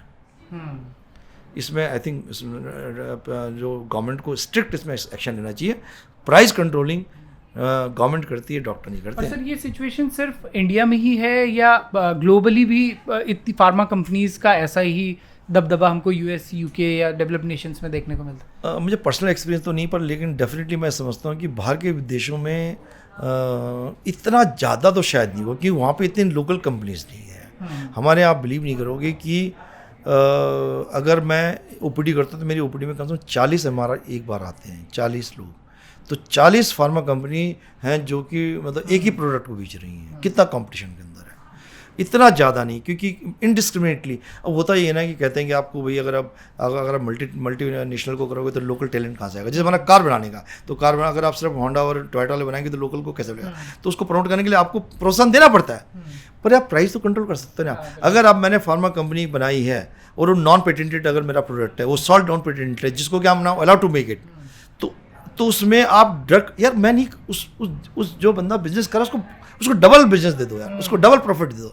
100 रुपये में 100 रुपये तो कमाने दो उसको, 100 पे उसको 1000 तो नहीं कमाना, आपके 1000 कमा लीजिए आप उसको। तो आई थिंक ये तो बहुत ईजी है, बहुत इसमें कोई बहुत गणित नहीं है। पर मुझे लगता है चूँकि ये पैसा शायद हायर अप तक जाता है फार्मा कंपनी का, तो तभी उनको अलाउड होता है कि वो इतना कराएं। इसको हम रैप भी करेंगे सर, लेकिन अभी बहुत सारी बातें आपसे करनी और बची हैं। आप जब वापस आए उस समय पे एक बहुत बड़ा कदम था आपका देहरादून आना, वो भी उस समय पर जिस समय पर पूरे देश में बहुत गिने चुने न्यूरोलॉजिस्ट होते थे, न्यूरोसर्जन्स होते थे। उस समय पे आपके पास अपॉर्चुनिटीज़ थी कि आप जैसा कि बहुत आपके साथ के और आपके सीनियर्स गए होंगे, विदेशों में सेटल हो गए होंगे, और एक चाम भी था लोगों को विदेश जाने का। उत्तराखंड उस समय तक बना नहीं था, तो देहरादून वापस लौटना, यहाँ लौट के पहला सेंटर इस्टेब्लिश करना, पहली सर्जरी करना, तो वो उस ज़माने में, उस समय पे एक बड़ा स्टेप था और बोल्ड आपका वो था, एक रिवर्स माइग्रेशन का आप एक तरह से बड़ा एग्जाम्पल हैं।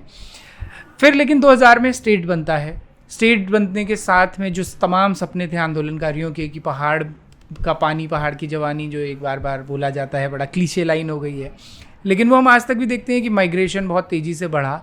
और हेल्थ इंफ्रास्ट्रक्चर और एजुकेशन, ये दो सवाल आज भी जस के तस हैं कि पहाड़ों में स्थिति बहुत ख़राब है। तो पिछले ये जो 2 डिकेड्स रहे, इसमें पहाड़ की हेल्थ फैसिलिटीज़ को आप being a Pioneer in health system, आप पर्सनल ओपिनियन आपका क्या है और कैसे उसको सुधारा जा सकता है? उसमें बेसिक्स क्या हैं जिनको हिलाने की ज़रूरत है? नहीं देखिए, अगर पिछले 20 साल में डेफिनेटली अगर मैं ब्रॉडली देखूं तो देहरादून या उत्तराखंड में हेल्थ सर्विसेज तो बहुत अच्छी हुई, बहुत इम्प्रूव करी है। हमारे पास आज यहाँ हर स्पेशलिटी का सुपर स्पेशलिस्ट है, बहुत अच्छे अस्पताल हैं, मेडिकल कॉलेजेस हैं, डेफिनेटली ये इम्प्रूव तो डेफिनेटली करा है। लेकिन जो अगर मैं देखूँ पहाड़ के पॉइंट ऑफ व्यू से, तो आज भी ऑलमोस्ट स्थिति सेम है।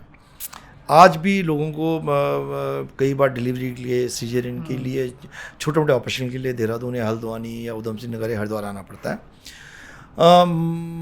कुछ उसमें पॉलिसीज़ डेफिनेटली में प्रॉब्लम रही है। अगर मैं कंपेयर करूँ 30 साल पहले, तो मैंने आपको भी बताया था कि 30 साल पहले जब मैं 12th करता था उत्तरकाशी से, तो हमारे डिस्ट्रिक्ट हॉस्पिटल में 2 physician, 2 surgeon, orthopaedic surgeon, gynaecologist सब पोस्टेड थे। आज के दिन में शायद आपको नहीं मिलेंगे, आज के दिन में। उसके लिए कारण दोनों हैं, प्राइवेट में अपॉर्चुनिटीज़ और गवर्नमेंट का उतना सपोर्ट सिस्टम नहीं होना। अगर एक आध लोगों ने, अगर किसी ने ट्राई भी किया, मैं नाम लेके एग्जांपल दे सकता हूँ आपको कि आज श्रीनगर जब मेडिकल कॉलेज खुला था, तो यहाँ पे एक महेश रमोला न्यूरो सर्जन है, आजकल महेंद्र देश में, बहुत आइडियलिस्टिक था। वो आया मेरे पास, उन्होंने कहा सर मैं गवर्नमेंट में जाना चाहता हूँ, तो उन्होंने श्रीनगर मेडिकल कॉलेज ज्वाइन किया। अब सोचिए, neuro surgeon Srinagar medical college में किया, कितनी बड़ी बात है यार। लेकिन उसको 1.5 साल में वहाँ काम करने की वर्किंग कुछ फैसिलिटी नहीं मिली, ना इंस्ट्रूमेंट मिले, ना सपोर्ट सिस्टम मिला, तो अल्टीमेटली उसको छोड़ के फिर यहाँ देहरादून आना पड़ा। जबकि गवर्नमेंट को उसको सपोर्ट करना चाहिए था, क्योंकि श्रीनगर रह के वो बहुत सारी पॉपुलेशन की वहाँ से हेल्प कर सकता था। एक और जो थोड़ा बेटर जो हुआ है कि आज सिटी स्कैन, मैं अपने न्यूरोलॉजी पॉइंट ऑफ देखो, आज सिटी स्कैन हर डिस्ट्रिक्ट में अवेलेबल है, that is a big point. लेकिन उसका फ़ायदा नहीं उठा पा रहे हैं। इसका फ़ायदा इसलिए नहीं उठा पा रहे हैं कि एक तो रेडियोलॉजिस्ट कहीं नहीं है, लेकिन मैंने उसको सजेस्ट किया था गवर्नमेंट को कि देखो इसमें टेलीमेडिसिन बहुत काम कर सकती है। पहाड़ हमारे ऐसा इनएसेसिबल एरिया है कि समझ माना किसी का गोपेश्वर में बच्चा छत से गिर जाता है, तो वहाँ पे डॉक्टर तो नहीं, लेकिन सिटी स्कैन है, सिटी स्कैन करके वो उसका सिटी स्कैन की पिक्चर भेज के और पेशेंट की वीडियो बना के हमें भेज सकता हूँ। मैं ये करता भी हूँ एज ए अपने पर्सनल प्रैक्टिस में करता हूँ मैं, कि जो कहते हैं हम आ रहे हैं, मैंने रुक जाइए आप पहले सिटी स्कैन उसका पेशेंट स्कैन भेजिए और पेशेंट की वीडियो भेजिए, आपको जरूरत है कि नहीं मैं बता दूंगा। देखिए वहाँ से आने का बहुत चीज़ें, फाइनेंशियल लॉस है, 3-2,500 हज़ार रुपये की टैक्सी करता है, कई बार रात में आता है, एक्सीडेंट हो जाता है, बहुत सारी चीज़ें, तो वो हम लोग यूटिलाइज कर सकते थे। लेकिन मैं कभी कभी सोचते मुझे दुख भी होता है कि हमारी कोर्ट ने डिजिटल मीडिया के थ्रू ट्रीटमेंट करने पे पाबंदी लगा रखी है कि आप जो है व्हाट्सएप पे किसी को दवाई लिख सकते हैं। यार क्यों नहीं लिख सकते? एक तरफ तो आप टेलीमेडिसिन को आप बढ़ावा देने को कह रहे हैं, वो अमेरिका थोड़े, हमारे हर आदमी इतना पढ़ा लिखा थोड़े है। अगर मैं किसी मरीज की उत्तरकाशी में बैठ के यहाँ से हेल्प कर रहा हूँ तो उसमें मेरा पर्सनल क्या लाभ है भाई? मैं उससे ना फीस ले रहा हूँ। मेरी सिर्फ पीड़ा है कि वो गरीब आदमी फर्दर यहाँ आके अपना, कई बार होता है पेशेंट रात में 4 बजे गिरा, अब क्या करें, 2-3 घंटे ऐसे लगे, 8 बजे टैक्सी करी और रात में जब 3 बजे यहाँ पहुँचता है उस समय बच्चा बैठ के केला खा रहा होता है, क्योंकि वो उस बेचारा डर के मारे आ जाता है यहाँ। तो अगर वो हमें उस समय इन्फॉर्मेशन हो जाए, हम उसको किस तरह गाइड कर सकें, तो ये हमें करना चाहिए कि सिटी स्कैन है, आजकल ब्रेन हेमरेज है, बहुत सारी चीज़ें डायग्नोज आती हैं, चोट है, आप यहाँ पे लोकल आप बताइए, हम लोग हेल्प करने को तैयार हैं। लेकिन वो डिजिटल मीडिया पे कोर्ट ने बैन लगा रखा है कि डॉक्टर्स कंसल्टेशन नहीं करते हैं डिजिटल मीडिया में। आई डोंट नो क्या उसका पर्पज है, क्या है, मतलब उसका तर्क क्या है उनके पीछे? कि कई बार पेशेंट मिसलीड हो जाता है। मैं आपको एग्जाम्पल बताऊँ, जैसे कि हमारे कई मिर्गी की दवाइयाँ होती हैं, कई मरीज नहीं दिखाने आते हैं, वो सालों साल खाते रहते हैं, हो सकता है तो उनके अंदर कोई साइड इफेक्ट हो जाता हो। अच्छा। पर सर ये बताइए, अगर मैं तो कहता हूँ अगर मेरा पेशेंट मिर्गी का पेशेंट कंट्रोल्ड है और मुझे वहाँ से व्हाट्सएप पे बात कर ले, तो आई डोंट थिंक मुझे उसको यहाँ नहीं चाहता, मैं उसको 2-4 ब्लड टेस्ट करा लूँ, वहीं कर ली। तो we should promote digital media, we should promote ये। और इसको जब तक आप किसी के पीछे इंटेंशन, मैं क्यों कह रहा हूँ भाई, इसमें मेरा क्या भला, मेरे को आके फीस दे जाएगा यहाँ, पर मैं नहीं चाहता हूँ कि पेशेंट देहरादून आए। एंड 90% चीज़ें आप सॉल्व कर सकते हैं अगर आपका इंटेंशन है। इसमें बहुत सारे डॉक्टर्स ने मेरा विरोध भी किया, अरे नहीं डॉक्टर साहब ऐसे कैसे होता है, क्यों नहीं आएंगे हम, क्यों उनको करेंगे, पर उसमें पर्सनल ओपिनियन डिफर कर सकती है। मेरा इंटेंशन क्लियर है कि मैं मरीज की हेल्प करना चाहता हूँ, और अगर उसमें आपको कितनी खुशी मिलती है कि अगर कोई आपने आपकी अधिकतर, अगर माना किसी मरीज को सिर्फ इसलिए यहाँ पे आना है कि मैंने उस पर्चे पे सेम ट्रीटमेंट लेकर उसको वापस भेज देना है, तो देखिए कितनी दुख की बात है। वो उसने अपने 2 दिन ख़राब किए हैं, खर्चा करा है। तो आई थिंक कहीं ना कहीं चेंज जो अपने पर्सनल लेवल पे होता है हम कर रहे हैं, पर सरकार के लेवल पे होना चाहिए, जहाँ पे कि यहाँ पे अमेरिका नहीं है, यहाँ पे वेस्टर्न कंट्रीज़ नहीं है, यहाँ पे हर चीज़ आदमी को मुश्किल से करनी पड़ती है। और आई थिंक जिस तरह से भी हम उनकी हेल्प कर पाएँ करना चाहिए, और कोर्ट को भी इसके बारे में देखना चाहिए कि डिजिटल मीडिया करके इसमें किसका भला हो रहा है, डॉक्टर का भला हो रहा है कि मरीज का भला हो रहा है। और सर दूसरी पहाड़ों में ही हेल्थ फैसिलिटीज़ को सुधारने के लिए दूसरा जिस बारे में जैसे आप अभी जिक्र भी कर रहे थे कि हमारे यहाँ पे MBBS करने के बाद मतलब जो आप बता रहे थे कि एक वो हायरार्की जैसे बननी चाहिए, कौन स्ट्रक्चर बनना चाहिए, तो उसके लिए क्या कैसे सरकार प्रमोट कर सकती है कि बेसिक इंफ्रास्ट्रक्चर में किस तरह के रिक्रूटमेंट्स हों, और रिटेन करने के लिए स्पेशली डॉक्टर्स को क्या पॉलिसी लेवल पे चेंजेस? उसमें बहुत सिंपल एक आध बार शायद गवर्नमेंट ने उस लाइन पे वर्क भी किया था। देखिए जितने भी हमारे गवर्नमेंट मेडिकल कॉलेज से 3-4 हमारे पास मेडिकल कॉलेज हैं यहाँ पे गवर्नमेंट वाले, उनके बच्चों के साथ बॉन्ड होता है कि उन्होंने 1 या 2 साल पेरीफेरी में काम करना है। MBBS के बाद उनको पेरीफेरी में काम कराइए, और हर साल के उनको 10% उनको मार्क्स दीजिए PG के लिए। अच्छा, राइट। आजकल PG करना बहुत मुश्किल हो गया। अगर आप उनको देंगे कि हम उनको 20%, 1 साल करोगे तो 10% रिलैक्सेशन, 2 साल करोगे 20, 3 साल करोगे 30% रिलैक्सेशन मिलेगा, आप PG कर पाओगे, और उसके बाद आपको 5 साल का मिनिमम बॉन्ड होगा। देखिए बताइए, जो लड़का गवर्नमेंट से कर रहा है, गवर्नमेंट की फीस पे कर रहा है, वो गरीब घर का है, उसको क्या प्रॉब्लम होनी चाहिए? ये तो सेवा करने का भाव नहीं इसके दिमाग में। और दूसरा, आपको डॉक्टर्स को, सरकार को डॉक्टर्स को थोड़ा इम्पोर्टेंस ले देनी पड़ेगी कि आज डिस्ट्रिक्ट लेवल पे, तहसील लेवल पे SDM के पास भी जीप होती है, लेकिन डॉक्टर के पास ना कोई घर होता है ना उसके पास जीप होती है। पहले एक ज़माना था कि डॉक्टर्स जो है जो सीएम जो सिविल सर्जन होता मोस्ट इम्पॉर्टेंट अथॉरिटी होता था डिस्ट्रिक्ट में। उस डॉक्टर को आज तहसीलदार भी आज उसको घर पे बुलाता है कि आप मेरे आके मेरा इलाज करिए। तो थोड़ा हमें उसको एक इम्पॉर्टेंस देनी पड़ेगी, उसके पद को थोड़ा गरिमा देनी पड़ेगी, उसको आप वो दीजिए। तो अगर वो लगेगा कि मेरा एक रुतबा है, मुझे इज्जत दी जा रही है, तो आई थिंक वो लड़का काम करेगा। उसको पता है 3 साल बाद मेरा पीजी में हो जाना है या मेरा ट्रांसफ़र सुगम में हो जाना है। तो कोई ना सोर्स लगाएगा ना कहीं पैसा चलेगा। जब आपका ये हो जाएगा 3 साल से पहले आपका ट्रांसफ़र हो ही नहीं सकता। यही टीचर्स के लिए होना चाहिए, यही मेडिकल का। एक बार टीचर, अभी मेरे पास एक टीचर है कि साहब मेरा मेडिकल होना चाहिए, मैंने मनी मास्ता कहते डॉक्टर साहब मैं 25 साल से दुर्गम में। अच्छा। मैंने कहा देखिए आप अब सरकार से पूछिए, पर मैं मेडिकल झूठा नहीं बना सकता हूँ। लोग इतने डिस्परेट हो गए, कोई पॉलिसी नहीं है। तो इस आई थिंक पॉलिसी अगर बनेगी तो आई थिंक किसी को दुख भी नहीं होगा। देखिए राहुल मैं बताऊँ, जब मैं मेडिकल कॉलेज में पढ़ता था तो मैं कभी ट्रेन में रिजर्वेशन नहीं कराता था। 20 रुपये टीटी हाथ में पकड़े मुझे बर्थ मिल जाती थी। आज अगर मेरा रिजर्वेशन नहीं होगा ना तो मैं रेलवे स्टेशन में नहीं जाऊँगा, क्योंकि क्लियर है आजकल आपको पता है कि अगर आपका रिजर्वेशन नहीं तो you will not even attempt, कि कोई चांस नहीं कि आपको मिल जाएगा वहाँ पे। पहले मैं पता था हो जाता तो हम आते थे। तो अगर सरकार ऐसे ही कर दे कि अगर मैं डॉक्टर, मुझे पता है कि यार मैं मेरा ट्रांसफर 3 साल से पहले हो ही जाता हूँ, मैं बेकार में नेताओं के चक्कर नहीं लगाऊंगा, मैं किसी सेक्रेटरी चक्कर नहीं लगाऊंगा, ना पैसे खिलाऊंगा। वही टीचर का कर दो आप, तो कोई अननेसेसरी एफर्ट ही नहीं करेगा। तो this is a protocol and आप पॉलिसी बना दीजिए डॉक्टर्स की। एमबीबीएस डॉक्टर रखिए, उसको एक थोड़ा रिस्पेक्टेबल वो दीजिए, जो एक पीसेस लेवल का तो स्टेटस दीजिए उसको, वही कम से कम वहाँ पे गजेट ऑफिसर है वो, तो उसको वो दीजिए, आप उसको रहने की फैसिलिटी दीजिए। जब एमबीबीएस डॉक्टर ना उसकी शादी हुई ना, उसके छोटे बच्चे 3 साल में उसकी शादी हो जाएगी, छोटे बच्चे हो जाएंगे। जब तक 5 साल का होता है तब तक उसको चाहिए शहर में। डॉक्टर इसलिए आना चाहता है कि बच्चे की एजुकेशन हो जाए। तो आपको 8 साल के लिए डॉक्टर मिल रहे हैं पहाड़ में, ज़्यादा आपको क्या चाहिए? तो पॉलिसी बनाई। लेकिन वो भी होता है, कोई डॉक्टर अगर देहरादून पोस्ट हो गया तो 50 साल नहीं है, कोई पहाड़ में हो गया तो ज़िंदगी में देहरादून नहीं आ पाता। तो पॉलिसी आई थिंक कहीं ना कहीं। सर इसको ख़त्म करें, रैप करें इंटरव्यू को, उससे पहले कुछ पर्सनल चीज़ें, और हमने काफ़ी डिटेल में पॉलिसी लेवल पे बात की। लेकिन पर्सनली एक क्वेश्चन मेरे को आपसे ये है कि बीच में, हालांकि आपने डिनाई किया था वो, जब ये चर्चाएं चलने लगी थी कि डॉक्टर कुडियाल शायद पॉलिटिक्स में आ रहे हैं और शायद इलेक्शन लड़ने वाले हैं, तो आज आप क्लियर कर दीजिए इस बात को कि क्या वो पूरी तरह से अफवाहें ही थी, या इस तरह की कुछ आपने कभी सोचा, कभी थॉट आया, कभी कुछ लगा ऐसा, या कभी भविष्य में कोई प्लान है ऐसा? नहीं राहुल, देखिए डेफिनेटली मतलब इच्छा तो है कि देखो कहीं ऐसी जगह जाएं जहाँ पे कि things should matter, you know. ये तो मन करता है कि अगर आपके दिमाग में समाज के लिए अच्छा करने की है कोई भी बंद, तो वो चाहते हैं कि कैसे कर सके उसको, जहाँ पे आपकी ओपिनियन मैटर कर सके। तो पॉलिटिक्स में होता है कि छोटी स्टेट है, और आज की बात नहीं, जब नित्यानंद स्वामी जब पहले चीफ मिनिस्टर थे तो वो 2003 में या 2002 में, हमारे 2002 में शायद आए थे हॉस्पिटल। तो उस समय तो मैं शुरुआती थी हमारी, पर फिर भी उन्होंने मुझसे कहा था कि डॉक्टर कुडियाल मुझे आपको इलेक्शन लड़ाना है। अच्छा। मैं जब इसी तरह आया था, उन्होंने हमें कहा कि आपने मेरी पार्टी से इलेक्शन लड़ना है। बट देन आए सब लोग आते रहते हैं। मेरे को जो कम से कम जो पहाड़ से बहुत ऐसे लोग जो बहुत बेसिक हैं, जो उत्तराखंड क्रांति दल के हैं, जो आंदोलनकारी हैं, जो पत्रकार लोग हैं, वो कहते हैं नहीं सर आप मेयर का इलेक्शन लड़िए, आप एमएलए का इलेक्शन लड़िए, आप एमपी का इलेक्शन लड़िए, आप करिए कुछ।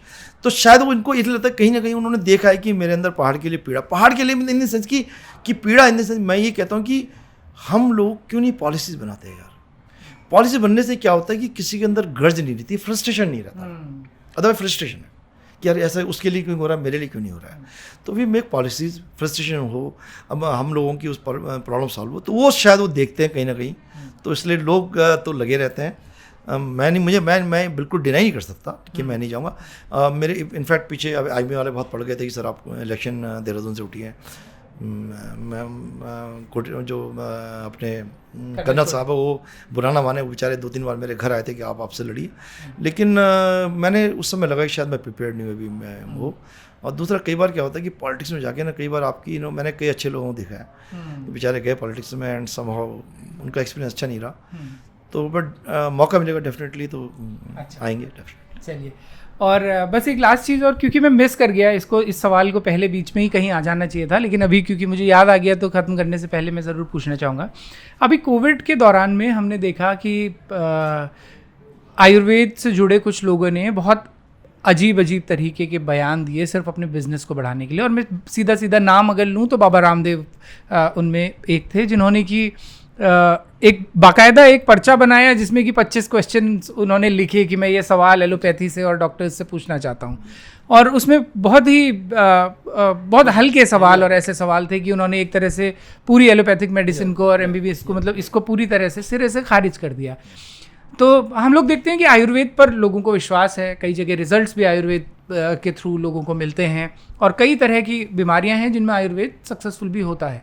लेकिन मैं पर्सनली आपसे जानना चाहूँगा कि एक व्यक्ति जो कि पिछले 2 दशक में सिर्फ योग पहले सिखाता है और फिर भारत के सबसे बड़े बिजनेस एम्पायर्स में से एक का आज वो डायरेक्टर हो जाता है, मालिक हो जाता है, और वो जब इस तरह के आरोप लगाते हैं कि एक तरह से सिरे से डॉक्टर्स को और एलोपैथी को खारिज कर देते हैं, तो उस पर आप कैसे रिस्पॉन्ड करते हैं?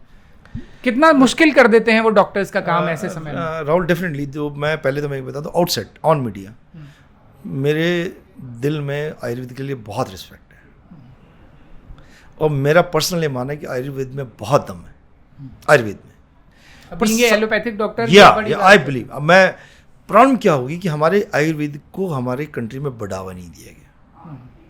सम ऑफ सिस्टम ऐसे थे कि अमेरिकन सिस्टम आ गया तो so we fell into that system.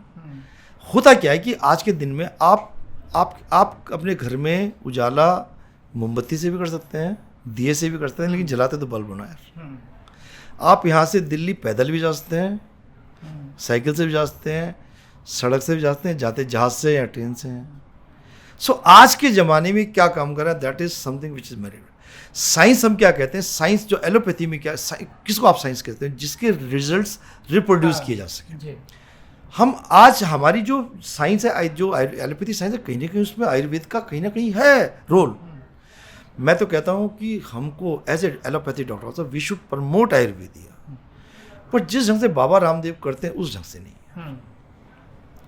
Ayurveda में बहुत दम है, ये हमारी प्राचीन विधि है, और इसका हमने इसको खो दिया है। हमें बहुत दुख होना चाहिए, इसको हर इंडियन को हमें इसको दोबारा डेवलप करना है। इसमें बहुत दम है, इसके अंदर बहुत ज्ञान है, पर हो क्या रहा है कि जिस भी कारण से पिछड़ गया, पिछड़ा कैसे बताऊँ? जब आप आयुर्वेदिक मेडिकल कॉलेज जो आप जाइए, क्या उनकी हालत कर रखी है? उनको ना उनको कोई ग्रांट, उनके बेचारों के कमरे देख लीजिए। आयुर्वेदिक को आपने अपने आप सरकार ने अपनी प्रायोरिटी में पीछे भेज दिया। अब होता क्या, बेचारा जब 4th ईयर तक आता है वो हमारी मॉडर्न मेडिसिन की दवाएं पढ़ने लगता है। वो आयुर्वेदिक का डॉक्टर आके जब आता है तो वो देता ब्रूफेन और पैरासीटामोल ही है। तो जब आप खुद अपनी प्रैक्टिस नहीं करते तो दूसरा आप पे कैसे बिलीव करेगा? अगर मैंने अभी बीच में एक यहाँ पे प्लानिंग कमीशन के चेयरमैन आए तो उनसे भी हमारा डिस्कशन हो, मैंने कहा देखिए इस नीड ऑफ टाइम क्या है। हम मानते हैं आयुर्वेद होने, लेकिन आज के दिन सपोज आपको सीवियर हेडेक हो जाए तो आप कहाँ जाओगे? मेरी बात छोड़ दीजिए, आयुर्वेद वाला कहाँ जाएगा? क्योंकि he himself is not. Ayurveda में बहुत इंपॉर्टेंट, बहुत अच्छी दवाइयाँ हैं, क्रॉनिक इलनेस की बहुत अच्छी है, पर प्लीज़ उसको साइंटिफिकली आगे लाइए। और जो लोग आयुर्वेद में कर रहे हैं बहुत अच्छा कर रहे हैं। मैं आपको बता दूँ, आप केरला में चले या बनारस में चले, जो लोग कर रहे हैं, जो लोग सिर्फ आयुर्वेद में है वो बहुत अच्छा है। बाबा रामदेव का थोड़ा कमर्शियल एंगल ज़्यादा था। आप किसी भी चीज़ को नकार देना उस समय कोरोना के टाइम पे बस, और मुझे बहुत दुख था सरकार ने इसमें कुछ किया नहीं। दूसरी बात ये इररिस्पॉन्सिबल था सर। देखिए बताइए, दूसरी बात देखिए बताइए सर, डॉक्टर खुद मर रहा उसमें। दूसरा, जो भी प्रोटोकॉल बनाए थे, जो भी दवाएं थी, ये तो WHO ने बनाई थी ना कि आप ये करिए। उन्होंने कहा था डॉक्टर को पता नहीं आज ये दे रहे हैं, आज क्लोमासिटीन दे रहे हैं, कल ये दे रहे हैं, आइवरमेक्टिन दे रहे हैं, परसों दे रहे हैं। इस protocol coming from we have to follow that protocol. हम लोग लड़े उसमें, कितनी आफत आई हमें पता है। तो मेरे कहने का मतलब वो थोड़ा इररिस्पॉन्सिबल था। और मैं कहता हूँ क्रिमिनल। उन्होंने तो उस समय तक कोई वैक्सीन नहीं बनी थी और उन्होंने एक प्रेस कॉन्फ्रेंस कर दी कि हमने सबसे पहली वैक्सीन बना ली है। Which was a complete. सरकार क्यों चुप है?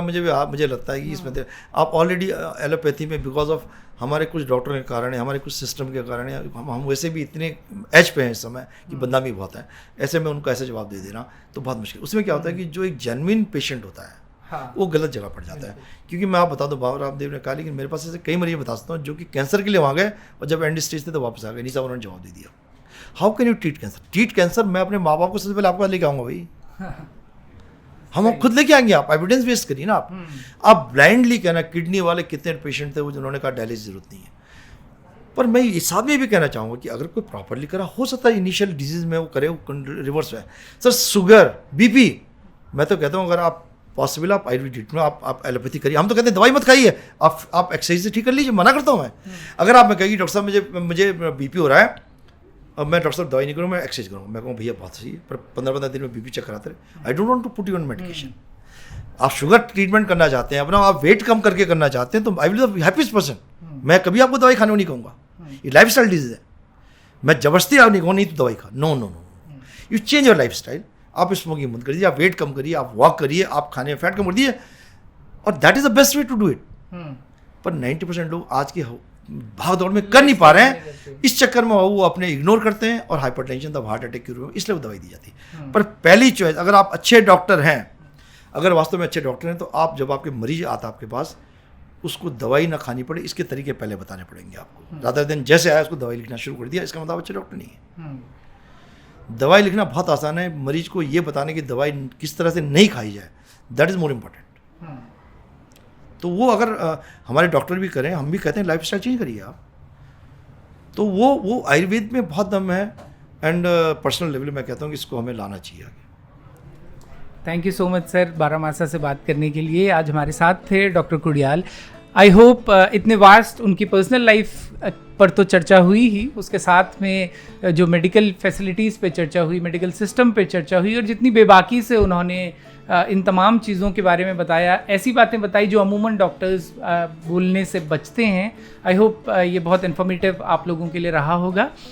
बारामासा देखते रहें। आपको ये एपिसोड अगर पसंद आया है तो कमेंट बॉक्स में, पहले कमेंट बॉक्स में हमारा सब्सक्रिप्शन का लिंक है। आप बारामासा की वेबसाइट पर जाकर कोई भी सब्सक्रिप्शन प्लान चुनकर बारामासा को सब्सक्राइब कर सकते हैं, ताकि हम ऐसे ही एपिसोड्स लाते रहें। कुछ मीठी कुछ तीती के अगले एपिसोड में फिर से हमारे साथ होंगी एक पर्सनैलिटी, और उनके जीवन से जुड़ी कुछ मीठी कुछ तीती बातें करेंगे। डॉक्टर कुडियाल, आपका फिर से एक बार बहुत बहुत शुक्रिया आपसे बात करने। थैंक यू, बहुत बहुत धन्यवाद, और आपको शुभकामनाएं मेरी सारी। Thank you so much sir, thank you.